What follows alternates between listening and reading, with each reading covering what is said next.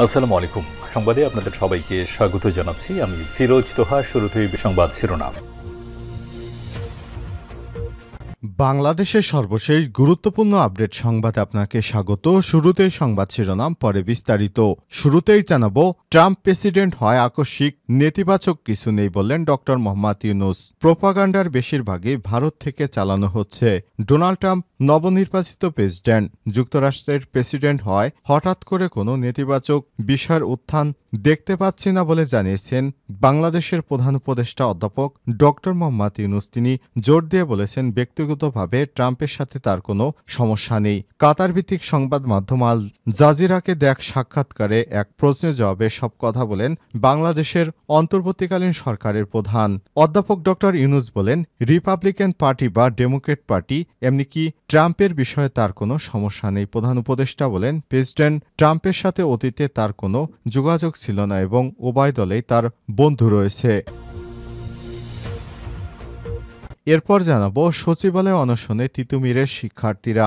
রাজধানীর সরকারি তিতুমির কলেজকে বিশ্ববিদ্যালয়ে রূপান্তরের দাবিতে সচিবালয়ে অনশনে বসেছে কলেজটির ১২ জন শিক্ষার্থী। শিক্ষা মন্ত্রণালয়ের কর্মকর্তাদের সঙ্গে বৈঠকে দাবি পূরণ আশ্বাস না পায় সন্ধ্যা ৬টার দিকে তারা সচিবালয়ের করিডোরে বসে অনশন শুরু করেন।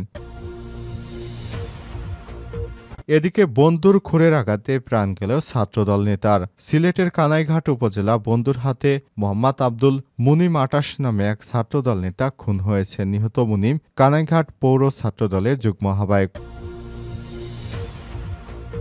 এদিকে সাংবাদিক তুরাব হত্যা, পুলিশ কনস্টেবলের ৫ দিনের রিমান্ড। সিলেটে বৈষম্যবিরোধী ছাত্র আন্দোলনে পুলিশের গুলিতে নিহত সাংবাদিক এটিএম তুরাব হত্যা মামলার আসামি কনস্টেবল উজ্জ্বল সিনহাকে ৫ দিনের রিমান্ড দিয়েছে আদালত। আজ সিলেটের অতিরিক্ত চিফ জুডিশিয়াল ম্যাজিস্ট্রেট আদালতের তোলার পর তার ৭ দিনের রিমান্ড চাওয়া হয়। আদালতের বিচারক আব্দুল মোমেন তার ৫ দিনের রিমান্ড মঞ্জুর করে। এবারে জানাবো, ট্রাইব্যুনালে আওয়ামী লীগ নেতাদের বিচার দেখতে এসে যা বললেন দেলোয়ার হোসেন সাঈদীর ছেলে। জুলাই আগস্টের গণহত্যা এবং মানবতাবিরোধী অপরাধে জড়িত থাকার অভিযোগে গ্রেপ্তার হওয়া সাবেক ৯ মন্ত্রীসহ ১৩ জনকে আন্তর্জাতিক অপরাধ ট্রাইব্যুনালে হাজির করা হয়েছে। সেখানে তাদের দেখতে যান মাসুদ বিন সাঈদী। তিনি তখন বলেন, খেলাটা এখন হবে। সাংবাদিকের এই প্রশ্নের উত্তরে মাসুদ বিন সাঈদী বলেন, কথা বলছি মূলত ন্যায় বিচার প্রতিষ্ঠা প্রসঙ্গে, কারণ এই আওয়ামী লীগ সরকারি ট্রাইব্যুনাল গঠন করে আল্লামা দেলোয়ার হোসেন সাঈদীকে অন্যায়ভাবে তারা ফাঁসির রায় দিয়েছিল। এবং সর্বশেষ জানাবো, দুই দেশের উপর যুক্তরাজ্যের নিষেধাজ্ঞা। রাশিয়া এবং ইরানের উপর নতুন করে নিষেধাজ্ঞা আরোপ করেছে যুক্তরাজ্য। আজ দেশটির সরকারি হালনাগাদ তথ্যে সব বিষয় নিশ্চিত করা হয়েছে। খবর অনুযায়ী একটি ইরানি এয়ারলাইন্স, একটি শিপিং গ্রুপ ও রাশিয়ান জাহাজ পোর্টওয়ালা 3 এর উপর নিষেধাজ্ঞা আরোপ করেছে যুক্তরাজ্য। প্রিয় দর্শক, এতক্ষণ শুনছিলেন সংবাদ শিরোনাম, এবারে বিস্তারিত। তবে তার আগে বন্ধুরা, অনুরোধ থাকবে সংবাদটিতে একটি লাইক দিন। এই চ্যানেলে আপনি নতুন হয়ে থাকলে আমাদের সংবাদটি দেখতে দেখতে চ্যানেলটি সাবস্ক্রাইব করে রাখুন। কমেন্ট করে আপনার মূল্যবান মতামত জানিয়ে দিন বন্ধুরা, আপনি বিশ্বের কোন দেশ থেকে বা বাংলাদেশের কোন স্থান থেকে আমাদের সংবাদটি দেখছেন এবং শুনছেন। এবারে বিস্তারিত। যুক্তরাষ্ট্রের ট্রাম্প প্রেসিডেন্ট হয় আকস্মিক, নেতিবাচক কিছু নেই বললেন ডক্টর ইউনূস। প্রোপাগান্ডার বেশিরভাগই ভারত থেকে চালানো হচ্ছে। ডোনাল্ড ট্রাম্প নবনির্বাচিত প্রেসিডেন্ট। যুক্তরাষ্ট্রের প্রেসিডেন্ট হয় হঠাৎ করে কোনো নেতিবাচক বিষয় নিয়ে উত্থান দেখতে পাচ্ছেন না বলে জানিয়েছেন প্রধান উপদেষ্টা অধ্যাপক ডক্টর মোহাম্মদ ইউনূস। তিনি জোর দিয়ে বলেন, ব্যক্তিগতভাবে ট্রাম্পের সাথে তার কোনো সমস্যা নেই। কাতার ভিত্তিক সংবাদ মাধ্যম আল জাজিরাকে দেখ সাক্ষাৎকারে এক প্রশ্নের জবাবে ডক্টর মোহাম্মদ ইউনূস এসব কথা বলেন। তিনি বলেন, আমি মনে করি যুক্তরাষ্ট্রের পররাষ্ট্র নীতি এমন কিছু নেই, কে প্রেসিডেন্ট হচ্ছে যার উপর সবকিছু নির্ভর করে। অধ্যাপক ডক্টর মোহাম্মদ ইউনূস বলেন, রিপাবলিকান পার্টি বা ডেমোক্রেট পার্টি এমনকি ট্রাম্পের বিষয়ে তার কোনো সমস্যা নেই। প্রধান উপদেষ্টা বলেন, প্রেসিডেন্ট ট্রাম্পের সাথে অতীতে তার কোনো যোগাযোগ ছিল না এবং উভয় দলেই তার বন্ধু রয়েছে। অভিষেক অনুষ্ঠানের মাধ্যমে আনুষ্ঠানিকভাবে যুক্তরাষ্ট্রের ৪৭তম প্রেসিডেন্ট হিসেবে শপথ নেবেন ডোনাল্ড ট্রাম্প। 2025 সালের 20 জানুয়ারি ডোনাল্ড ট্রাম্প হোয়াইট হাউসে পা রাখবেন। তার আগ পর্যন্ত প্রেসিডেন্ট জো বাইডেন শীর্ষ পদে বহাল থাকবেন। এর আগে 2017 সাল থেকে 2021 সাল পর্যন্ত প্রেসিডেন্ট হিসেবে দায়িত্ব পালন করার পর দ্বিতীয়বারের মতো দায়িত্ব নিতে যাচ্ছেন ডোনাল্ড ট্রাম্প। মার্কিন নির্বাচনের আগে ট্রাম্প হিন্দু, খ্রিস্টান ও অন্যান্য সংখ্যালঘুদের বিরুদ্ধে বর্বরোচিত সহিংসতার নিন্দা জানান, যারা বাংলাদেশের বিক্ষুব্ধ জনতা দ্বারা আক্রান্ত এবং লুটপাটের শিকার হচ্ছে। এই টুইটে ট্রাম্প লেখেন, আমার নজরদারিতে একটা কখনোই ঘটত না। কমলা এবং জো বিশ্বজুড়ে এবং আমেরিকা হিন্দুদের উপেক্ষা করেছে। ইসরায়েল থেকে ইউক্রেন পর্যন্ত আমাদের নিজস্ব দক্ষিণ সীমান্ত পর্যন্ত একটি বিপর্যয় হয়েছে। তবে আমরা আমেরিকাকে আরও শক্তিশালী করব এবং শক্তির মাধ্যমে স্বস্তি ফিরে আনব। এ বিষয়ে আল জাজিরার এক সাংবাদিকের প্রশ্নের জবাবে অধ্যাপক ডক্টর মোহাম্মদ ইউনুস বলে, এটা মূলত অপপ্রচার এবং সম্পূর্ণ ভিত্তিহীন অপপ্রচার, এটা দুর্ভাগ্যজনক। তিনি বলেন, বেশিরভাগ অপপ্রচারের উৎপত্তি ভারত থেকে।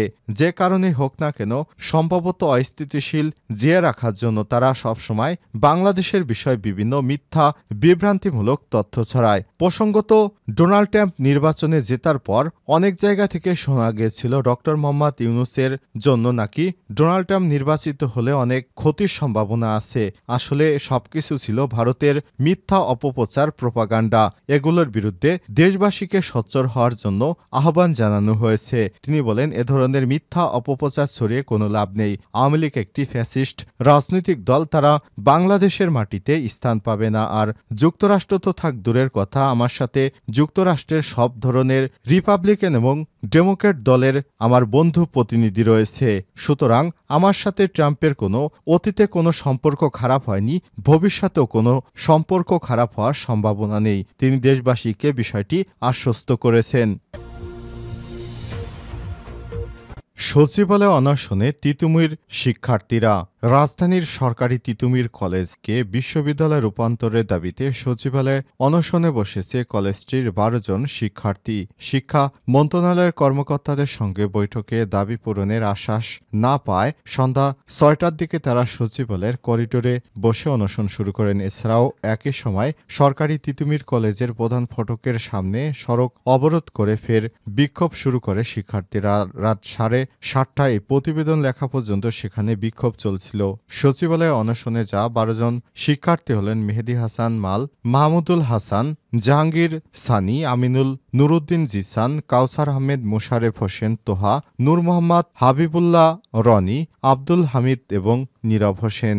জানা গেছে, সরকারি তিতুমির কলেজ বিশ্ববিদ্যালয়ে রূপান্তরের কমিশন গঠনের দাবি গত 2 মাসে একাধিকবার সড়ক অবরোধ করে বিক্ষোভ করেন শিক্ষার্থীরা। এর আগে গত 24 অক্টোবর একই দাবিতে সড়ক অবরোধ করেন তারা। তাদের আন্দোলনে রাজধানী জুড়ে যানজটের সৃষ্টি হয়। এতে চরম ভোগান্তিতে পড়ে সাধারণ মানুষ। তারা সরকারকে দ্রুত এই সমস্যার সমাধানের তাগিদ দিয়েছেন। বন্দুর খুরের আঘাতে প্রাণ গেল ছাত্রদল নেতার। সিলেটের কানাইঘাট উপজেলা বন্দুরহাটে মোহাম্মদ আব্দুল মুনিম 28 নামে এক ছাত্রদল নেতা খুন হয়েছেন। নিহত মুনিম কানাইঘাট পৌর ছাত্রদলের যুগ্ম আহ্বায়ক। সোমবার 18 নভেম্বর বিকেল 4:30টার দিকে পৌর সদরে পয়েন্টে আলামিন ফার্মেসির সামনে ঘটনা ঘটে। স্থানীয়রা জানায়, অভিযুক্ত রাজু ছাত্রদলের রাজনীতির সঙ্গে জড়িত বলে জানা গেছে। মুনিম এবং রাজুর মধ্যে বন্ধুত্ব ছিল। এর মধ্যে মুনিম একটি খাদ্যপণ্য কোম্পানির বিক্রয় প্রতিনিধি এবং রাজু স্থানীয় বাজারের মোবাইল ফোন ব্যবসায়ী। কিছুদিন আগে তাদের মধ্যে দ্বন্দ্ব বাধে। পূর্ব বিরোধের জেরে সোমবার বিকাল 4:30টার দিকে পৌর সদরে পয়েন্টে আলামিন ফার্মেসির সামনে তাদের মধ্যে বাকবিতণ্ডা শুরু হয়। এক পর্যায়ে রাজু খুর দিয়ে মুনিমের পেটে আঘাত করেন। এ সময় প্রত্যক্ষদর্শীরা এগিয়ে এলে রাজু পালিয়ে যায়। পরে স্থানীয়রা মুনিমকে উদ্ধার করে উপজেলা স্বাস্থ্য কমপ্লেক্সে নিয়ে গেলে কর্তব্যরত চিকিৎসক তাকে মৃত ঘোষণা করে। কানাইঘাট থানার ভারপ্রাপ্ত কর্মকর্তা ওসি মোহাম্মদ আব্দুল আওয়াল জানান, ময়নাতদন্তের জন্য মরদেহ Sylhet MAG Osmani medical college হাসপাতালে পাঠানো হয়েছে। অভিযুক্ত যুবককে ধরতে অভিযান চালানো হচ্ছে। নিহত মুনিম ফেরদৌসের ধনপুরের গ্রামে তাজউদ্দিনের ছেলে এবং অভিযুক্ত রাজু পৌর সদরের দুর্লভপুর গ্রামের মৃত জাফর মিয়ার ছেলে। সাংবাদিক তুরাব হত্যা পুলিশ কনস্টেবলের 5 দিনের রিমান্ড। সিলেটে বৈষম্যবিরোধী ছাত্র আন্দোলনে পুলিশের গুলিতে নিহত সাংবাদিক এটিএম তুরাব হত্যা মামলার আসামি কনস্টেবল উজ্জ্বল সিংহাকে 5 দিনের রিমান্ড দিয়েছে আদালত। সোমবার 18 নভেম্বর দুপুরে তাকে সিলেট অতিরিক্ত চিফ জুডিশিয়াল ম্যাজিস্ট্রেট আদালতে তোলা হলে 7 দিনের রিমান্ড চাওয়া হয়। আদালতের বিচারক আব্দুল মোমেন তার 5 দিনের রিমান্ড মঞ্জুর করেছেন। এর আগে রোববার গতকাল দিবাগত রাতে ঢাকা থেকে তাকে গ্রেপ্তার করা হয়। গ্রেপ্তার এবং রিমান্ডের বিষয়টি নিশ্চিত করেছে সিলেট পুলিশ কমিশনার মোহাম্মদ রেজাউল করিম। তিনি জানান, গ্রেপ্তারকৃত পুলিশ কনস্টেবল ডিএমপিতে কর্মরত ছিলেন। ঊর্ধ্বতন কর্তৃপক্ষের অনুমতি নিয়ে তাকে গ্রেপ্তার করা হয়েছে। উল্লেখ্য, চলতি বছরের 19 জুলাই সিলেট নগরী বান্দরবাজারে কালেক্টরেট মসজিদের পাশে সড়কে পুলিশের গুলিতে গুরুতর আহত হন এটিএম তুরাব। ওই দিন সন্ধ্যায় নগরের ইবনে সিনা হাসপাতালে তার মৃত্যু হয়। সদ্য বিবাহিত তুরাব দৈনিক নয়াদিগন্তের সিলেট ব্যুরোর প্রধান এবং স্থানীয় দৈনিক জালালাবাদের স্টাফ রিপোর্টার ছিলেন। এ ঘটনার 1 মাস পর 19 আগস্ট নিহতের ছোট ভাই আবুল আহসান মোহাম্মদ আজরফ জাবুর বাদী হয়ে সিলেট অতিরিক্ত চিফ মেট্রোপলিটন ম্যাজিস্ট্রেট আদালতে একটি হত্যা মামলা দায়ের করেন। মামলায় সাবেক স্বরাষ্ট্রমন্ত্রী আসাদুজ্জামান খান কামালকে প্রধান করে পুলিশ কর্মকর্তা সহ 18 জনের নাম উল্লেখ করা হয়। এছাড়াও অজ্ঞাত আরও 200 থেকে 250 জনকে আসামি করা হয়।